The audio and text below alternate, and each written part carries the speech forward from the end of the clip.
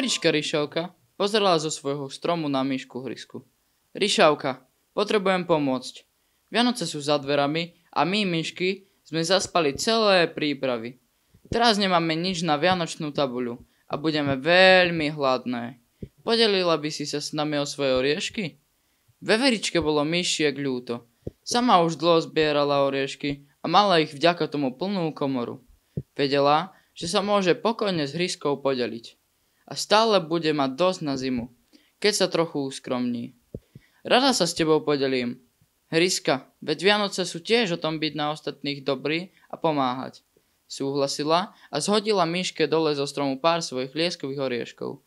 Hryska si ich dala do batôžka a pokračovala ďalej. Batôžtek si vždy skryla, kým išla zvieratka prosiť, aby nevideli, že už má jedla plnú hromadu. Cestu od posledného zvieratka, jazveca, Melesa, už batoh sotva utiahla za sebou.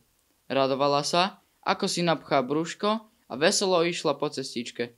Lenže to ešte netušila, koho cestou domov stretne.